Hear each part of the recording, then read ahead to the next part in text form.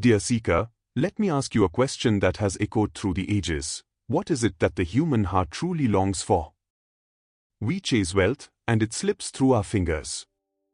We seek recognition, and still feel empty. We find relationships, yet somewhere deep within, an unspoken yearning remains. This is not a flaw in your life, it is a sign of your soul's secret calling. That hidden ache is not of the body nor of the mind, it is the silent voice of the eternal self, knocking at the sacred gate of your being. Babaji once said, "The heart is the altar of God, enter it with reverence, and you will find what the world cannot give." The sages have always taught that in the very center of our chest lies a door, not a door made of wood or stone, but a door of light.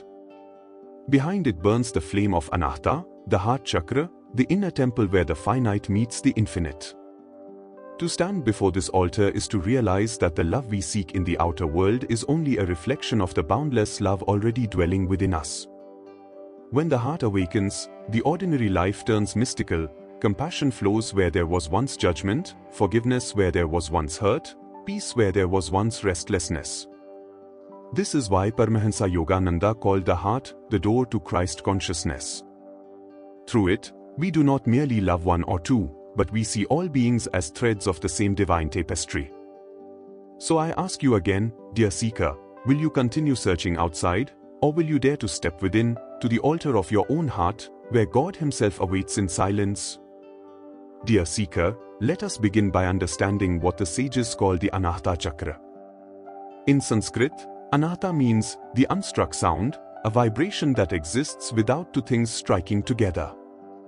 It is the eternal hum of the cosmos, the subtle sound of God's presence that is heard only when the heart grows still and pure. This sacred center rests in the middle of your chest, between the lower world of survival and desire, and the higher world of wisdom and liberation. It is no accident that the heart is placed at the center of the human form, because it is the balancing axis of life. Babaji always teaches his disciples that the first three chakras bind us to earthly existence, food, pleasure, and power.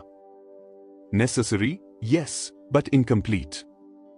The higher chakras call us upward to truth, vision, and union with the infinite. Yet between these two realms stands the heart, a bridge, a temple, an altar. Without this bridge, seeker, one cannot cross into the higher light. That is why saints declare, "Open the heart, and heaven itself opens." The Anahata Chakra is often symbolized as a 12-petaled lotus, radiant in emerald green, with two interlaced triangles at its center, one pointing upward, one downward. This sacred geometry reveals the secret of the heart. It unites the human and the divine, the earthly and the heavenly, the giving and the receiving. When you live only from the mind, the world appears fragmented, but when you enter the heart, you begin to see the oneness of all creation. This is why Babaji guides us gently to place our awareness in the chest during meditation, for the heart is not only a physical organ, but the seat of the soul's love. Dear seeker, why do the great masters and saints of every age call the heart the altar of God? An altar is not merely a place of stone or wood, it is a sacred space where the human bows before the divine, where the finite surrenders into the infinite. Within you, that holy meeting place is not outside, it is hidden in your chest, at the seat of the Anahata Chakra. Babaji once said, "The heart is the inner temple where God meets the devotee in silence." It is here, in the stillness of the heart, that the eternal whispers to the soul. In the world outside, sound is born of two things striking, but in the heart, the sound is unstruck. It is the cosmic vibration of pure love, always present, whether or not you listen. Paramahansa Yogananda beautifully declared the heart as the door to Christ consciousness. Why so? Because only through the heart does the devotee begin to feel God not as an idea, but as living presence. In the heart's altar, love is no longer bound by form or condition, it becomes vast, unending, universal. To sit at this altar is to feel that God is not far away in heaven, but breathing within you, pulsing in every heartbeat. Seeker, many bow at outer temples, and indeed they have their sanctity. But Babaji teaches that the true worship begins when you bow inward, when you bring offerings of sincerity, gratitude, and devotion to the sacred flame within your chest. At that altar, there are no rituals needed, only love, faith, and silence. When you discover this inner temple, every breath becomes prayer, every thought becomes offering, and your very life becomes worship of the divine. Dear seeker, when the Anahata Chakra awakens, the heart no longer beats only for the survival of the body, it begins to radiate the fragrance of the soul. Just as a lotus, hidden beneath the mud, rises to blossom in the sunlight, so too does the heart unfold when touched by divine awareness. Its petals reveal the eternal qualities that have always been within you, waiting to shine forth. Babaji has often reminded disciples, the measure of true spiritual progress is not in powers gained, but in the expansion of the heart. And what are the signs of such expansion? The awakened heart expresses itself in qualities that are unmistakable. First is compassion, a sacred sensitivity that allows you to feel the joys and sorrows of others as your own. The walls of separation dissolve, and you begin to live not for yourself alone, but as part of one great family of souls. Second is forgiveness, not a forced act, but a natural release. When the heart awakens, grudges and bitterness feel heavy, unnatural, impossible to carry. You forgive not because you must, but because your heart cannot remain closed. Third is equanimity, a steady love that does not rise and fall with circumstances. Like the sun, which shines on the saint and sinner alike, the awakened heart loves without calculation, without demand. And finally, there is devotion, a longing for the divine so pure that no worldly desire can rival it. In this devotion, seeker, the heart becomes a flute, hollow of ego, through which God's own song can play. Thus, the awakened heart is not a fragile sentiment, it is the strongest power of all. For love rooted in God is unshakable, eternal, and ever free. Dear seeker, the saints and masters have long declared that the heart is the doorway to Christ consciousness. But what does this mean? To understand, we must first see that Christ consciousness is not the property of one faith, one tradition, or one name. It is the universal awareness of unity with God, the recognition that all beings are rays of the same infinite light. It is the state where love is no longer personal, but divine, unconditional, and all-embracing.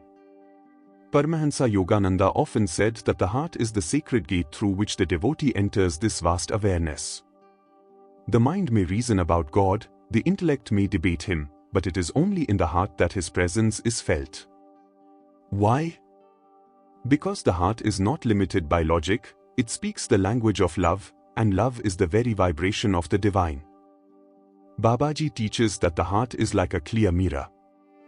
When it is clouded by selfish desires, resentments, and fears, the soul cannot see the truth of its own divine reflection. But when the mirror is polished through prayer, devotion, and purity, it reflects only God.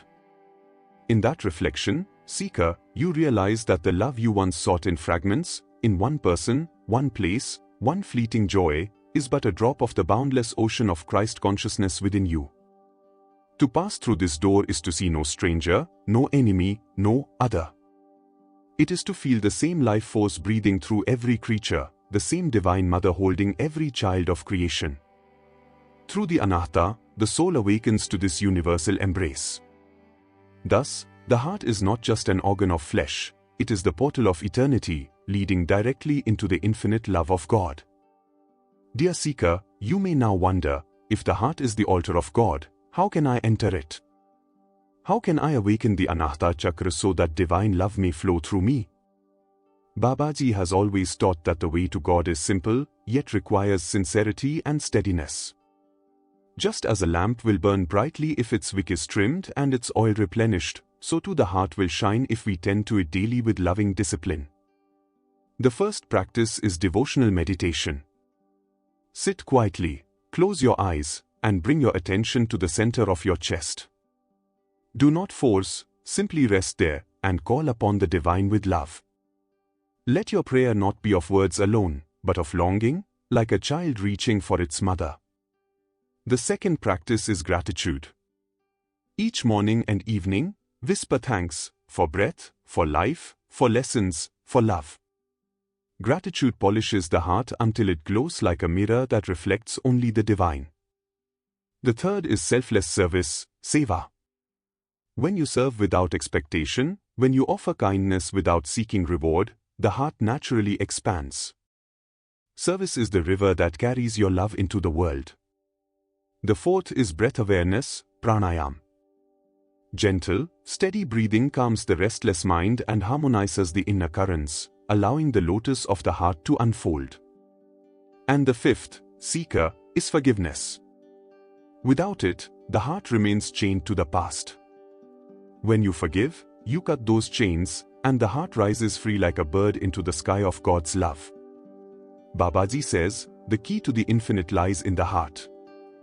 Tend it with love, and the door shall open of itself. Dear seeker, the Anahata Chakra is a sacred milestone, but it is not the end of the journey. It is the bridge between the human and the divine, between the earthly instincts and the heavenly intuitions. Without crossing this bridge, one cannot ascend into the higher realms of truth, vision, and liberation. Yet without grounding in love, the ascent is incomplete. Babaji often tells his disciples, wisdom without love is dry, and love without wisdom is blind. Together, they carry the soul to God. The awakened heart gives wings to wisdom, and wisdom gives direction to love. Thus, the Anahata is the axis upon which the soul's flight to freedom rests. Beyond the heart lie the higher chakras, the Vishuddha at the throat, which expresses divine truth, the Agya at the third eye, which opens the vision of the soul, and the Sesarara at the crown, where union with the infinite is realized. But none of these doors can open unless the heart first softens, expands, and overflows with compassion. Without the heart, the path becomes cold. Without higher wisdom, the heart remains bound to earthly longing. Together, they lead the seeker beyond all duality. When you walk through the heart, dear one, you do not leave behind the world, you embrace it in a new way. You see the same life pulsing in a tree, in a stranger, in a star. You realize that service to others is service to the self, and meditation is not escape but deeper communion. The journey beyond the heart is not a journey away from life, but a journey into its divine essence. In that realization, the soul awakens to its eternal truth, I am love, I am light, I am one with God. Dear seeker, we have now walked together through the sacred temple of the heart. We have seen how the Anahata Chakra is not merely a concept, but a living altar within you, where the flame of God's love ever burns. To awaken this altar is to discover the greatest treasure of human life, the awareness that you are not separate, not alone, not incomplete, but an eternal child of the infinite, embraced by divine love beyond measure. Babaji says, sit daily at the altar of the heart, and you will hear the unstruck sound, the song of the soul, calling you home. In the stillness of meditation, in the simplicity of gratitude, in the quiet act of kindness, you touch this altar again and again. And every time you return, the heart grows wider, softer, and more luminous, until you yourself become a living temple of God's presence in this world. Dear one, carry this wisdom gently into your life. Let each breath remind you of the divine. Let each action flow from love. And let each moment be an offering at the altar within. In doing so, you will not only awaken your own soul, but you will also awaken the light in others. This is the silent service of every true seeker. If this message has touched your heart, share in the comments what you felt, or how the altar of your heart speaks to you in silence. Your words may become the guiding light for another traveler on the path. Until we meet again, may the blessings of Babaji be with you, may your heart remain open to the infinite, and may love be your constant guide. Jai Guru Dev.